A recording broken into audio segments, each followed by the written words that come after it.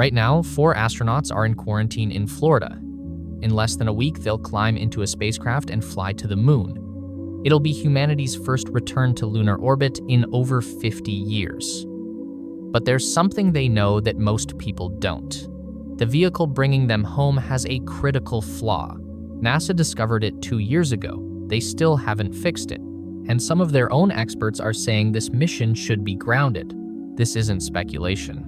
This is documented. The heat shield failed during testing. Chunks of it broke off. And the spacecraft launching next week has an even worse version of that same heat shield. So why is NASA moving forward? Today, we're breaking down the Artemis 2 controversy, and what I found will genuinely surprise you. Let's go back to December 2022. The Artemis 1 capsule just splashed down in the Pacific Ocean.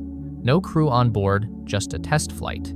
NASA's calling it a perfect mission. Champagne corks are popping. But then engineers pull the capsule out of the water and start their inspection. They notice something immediately. The heat shield looks wrong. See, when a spacecraft returns from the moon, it's traveling at 25,000 miles per hour. That's Mach 32. The friction creates temperatures of 5,000 degrees Fahrenheit, hot enough to vaporize steel. So the heat shield is designed to burn away in a controlled manner, like a sacrificial layer protecting everything underneath. The material is called avcoat. It's supposed to char evenly, creating a smooth ablative surface. But what they found was different. In over 100 locations across the shield, the charred material had cracked and fallen off in chunks. Not small pieces, chunks. Some areas were stripped down to the underlying structure. Now, here's the critical part. If astronauts had been inside, they would have survived.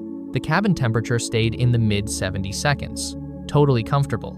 So NASA could have said mission successful and moved on. But they didn't. They launched a full investigation. And what they discovered changed everything. To understand what went wrong, you need to know about skip re-entry. When you're coming back from low Earth orbit, like from the space station, you just dive straight into the atmosphere. But from the moon, you're going way faster. Too fast to handle all that heat at once. So NASA uses a technique where the capsule dips into the atmosphere, then lifts back up, then dips again, like skipping a stone across water. This slows you down gradually and lets you target your landing more precisely. Artemis 1 was the first time they tested this technique with the Orion spacecraft. Here's what happened. During the skip, when the capsule lifted back up into thinner atmosphere, the heating rate suddenly dropped. The avcoat material had been producing gases, which is normal during ablation, but when the temperature changed rapidly, those gases got trapped.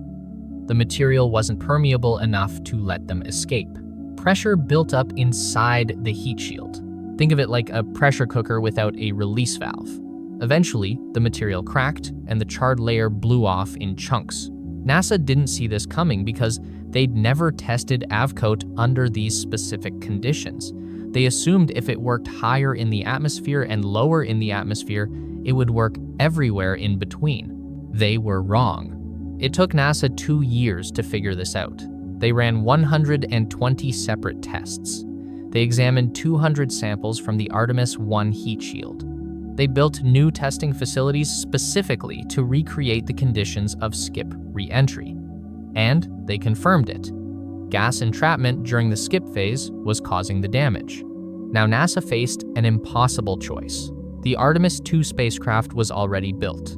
The heat shield was already installed. It had been attached to the capsule before Artemis 1 even launched. You can't just swap out a heat shield. The entire spacecraft would need to be disassembled. We're talking 3 to 4 years of delay. Billions of dollars. The entire program timeline destroyed. But here's where it gets worse. The Artemis 2 heat shield is actually less permeable than the one that failed on Artemis 1. Let me explain why. To attach the avcoat blocks to the capsule, NASA uses ultrasound testing to verify the bond. During Artemis 1, the material's permeability made this testing difficult. So for Artemis 2, they made the material denser, more impermeable. which means gases will build up even faster. So NASA had a spacecraft with a worse heat shield than the one that already failed, and replacing it would kill the program. What did they do? They changed the flight path. Instead of replacing the shield, they're modifying the re-entry trajectory. Artemis 2 will take a steeper descent angle. It'll spend less time in that problematic skip phase. During Artemis 1, the vehicle was under varying heat loads for 14 minutes. For Artemis 2, that time drops to 8 minutes. The theory is simple. Less time in the skip phase means less gas generation, which means less pressure buildup, which means the shield won't crack as badly. They've run simulations. They've done the math. They say it'll work. But not everyone agrees. Dr. Charlie Camarda is a former NASA astronaut and heat shield expert. He spent 20 years working on thermal protection for the space shuttle. He flew on the first mission after the Columbia disaster, and he thinks flying Artemis 2 is insane. Camarda spent months trying to get NASA leadership to listen. He believes when you see chunks of heat shield breaking off, you're at the edge of failure. It's like standing at the edge of a cliff in dense fog. You don't know how close you are to disaster. Dr. Dan Rasky worked at NASA for 3 decades as an expert on thermal protection systems. He agrees with Camarda. When the heat shield is shedding material like that, you're right at the failure threshold. But others see it differently. Dr. Danny Olivas is a former astronaut with a PhD in materials science. He was asked to review all the heat shield data. At first, he had serious doubts. He said he wouldn't fly on Orion. But then in January 2026, NASA held a meeting at headquarters. They brought in the engineering team, the independent review panel, outside experts, and even the critics, like Camarda. The meeting lasted 3 hours. The engineers presented data that hadn't been public before. They showed their damage tolerance testing, where they deliberately exposed the underlying composite structure to extreme heat. They proved that even if large sections of the heat shield failed completely, the structure underneath could survive long enough for re-entry. After that meeting, Olivas changed his mind. He said he'd fly on Artemis 2. Even Camarda, still skeptical, thanked NASA for bringing him into the conversation. In April 2024, NASA established an independent review team led by Paul Hill, the former Space Shuttle flight director who led the return to flight after Columbia. The team reviewed everything, every test, every analysis, every assumption. In December 2024, they reached their conclusion.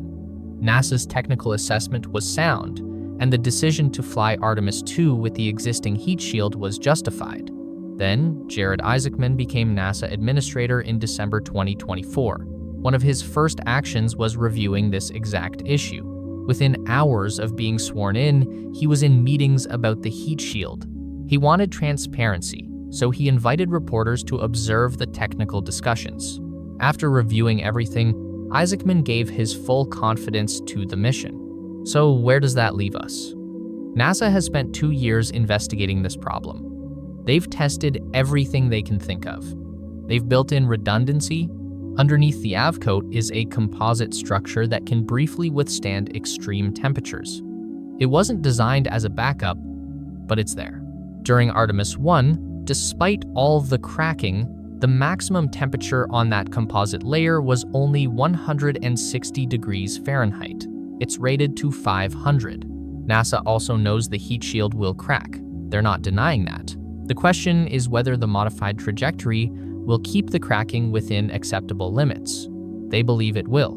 But here's the reality. They won't know for sure until it happens. Commander Reed Wiseman, pilot Victor Glover, mission specialist Christina Koch, and Canadian astronaut Jeremy Hansen are ready to go. They've trained for years, they know the risks, they're choosing to fly. The wet dress rehearsal, the final fueling test, is scheduled for February 2nd. If that goes smoothly, launch could happen as early as February 8th. The mission will last 10 days. They'll loop around the moon, travel 257,000 miles from Earth, breaking Apollo 13's distance record. They'll study the lunar surface, scout landing sites for Artemis 3, and then come home. And when they re-enter at Mach 32, when that heat shield hits 5,000 degrees, we'll find out if NASA made the right call. This is the first crewed mission beyond Earth orbit in over 50 years.